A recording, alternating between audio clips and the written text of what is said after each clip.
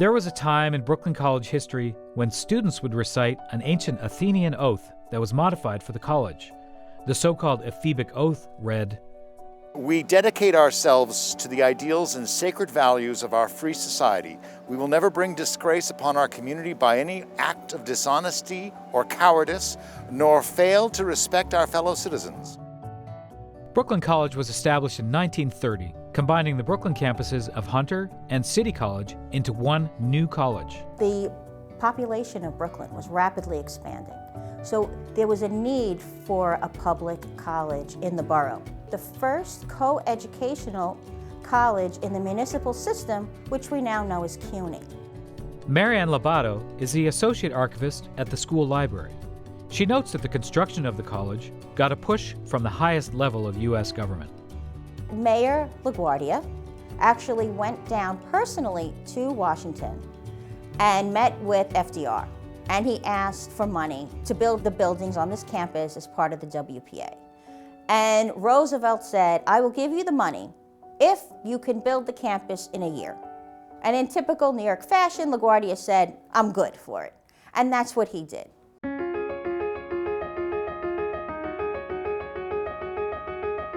When the campus opened in 1937 in South Central Brooklyn, it became a magnet for the community surrounding it.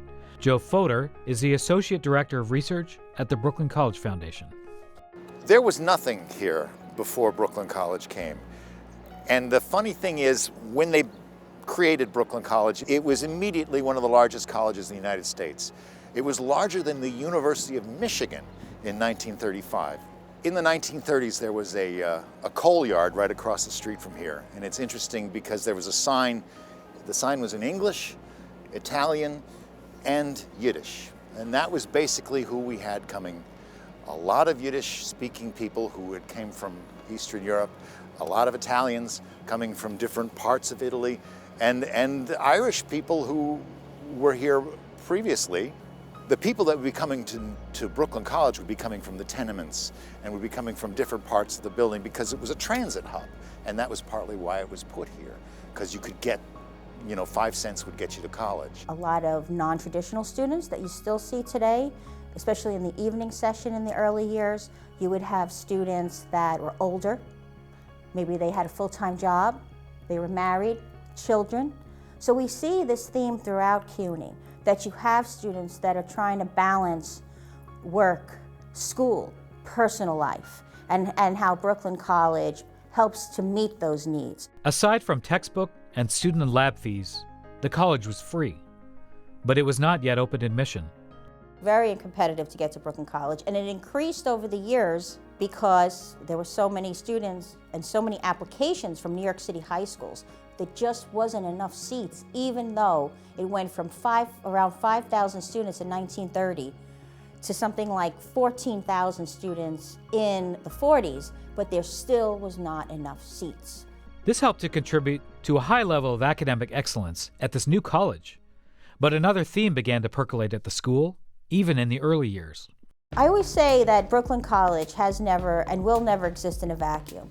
Anything that happens in the city, the state, the nation, and the world is reflected in Brooklyn College.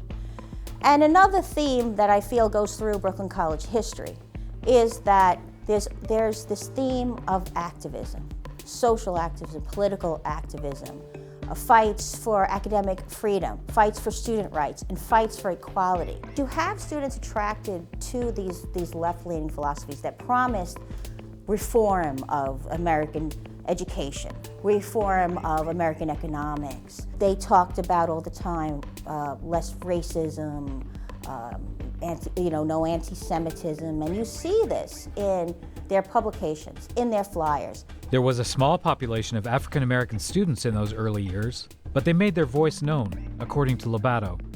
During World War II, African American students pushing for an end to segregation in the armed forces. And the student body was behind them. You have African American students talking about how horrible it was that the Red Cross segregated blood donations, and the student body was behind them.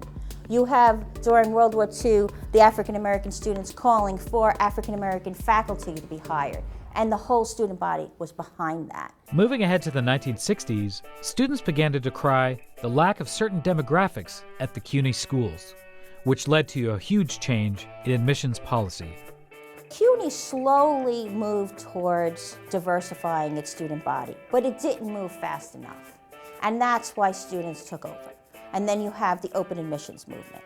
You have takeover of City College, you have takeover of Brooklyn College, and they present these demands where they demand, more African American and Puerto Rican students. They demand African American and Puerto Rican studies departments, hiring of minority faculty.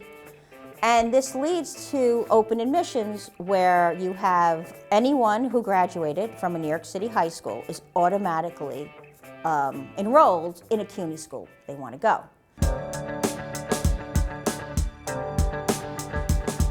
Today's Brooklyn College wholly reflects this shift, but to Joe Fodor, the students who enroll here today in 2023 remind him of the historical thread of the immigrant experience at the school. I always think of the people that work in the bodegas in Brooklyn, because I go to the bodega in my neighborhood all the time, and I know the kids that worked in that bodega I've seen grown from little, they all go to Brooklyn College. The Junction area is a large Caribbean community, including what we call Little Haiti right over here. So we have a lot of Haitian students. We have a large number of Nigerian students, a large Ghana population. There's students from Egypt that have a Coptic club here at the college because there's so many of them. The different ethnicities basically are filling the slots that the Germans and the Italians and the Yiddish-speaking Jews from Eastern Europe. A city of immigrants and a college driven by the immigrant experience. When the immigrants to America come to Brooklyn, and they often come from places with no opportunity and the society that is stacked against them so completely, and they come to the United States and it's a lot of freedom, and immigrant families can see this lane in front of them that is being shown by other successful people in the United States. The immigrant families see it, see a future, and are highly motivated to do well in college. And that was so true in the 1930s. The students that went here, dirt poor and brilliant. There are so many people that have, are middle class jobs. They're teachers, civil service workers, they own shops, businesses, so part of our community every day that owe their success, that owe their knowledge, their ability to critical think, to solve problems, to help others, etc., to Brooklyn College and to CUNY. That main mission to educate the populace of New York City still exists from the founding of Brooklyn College to now. This is what we do. It kind of goes back to the motto of CUNY, which is roughly translated, education is the hope of humanity. Because what to me that means is that you get an education, you're able to help yourself, you're able to help your family, and you're also giving back to the community of New York City. And to me, that is the greatest legacy of CUNY. Even though the ephebic oath isn't recited anymore, one could say the tenets in that oath are as true today as they were in ancient Greece. We will revere and obey the laws under which we live. We will do our utmost to quicken understanding, respect, and reverence for them.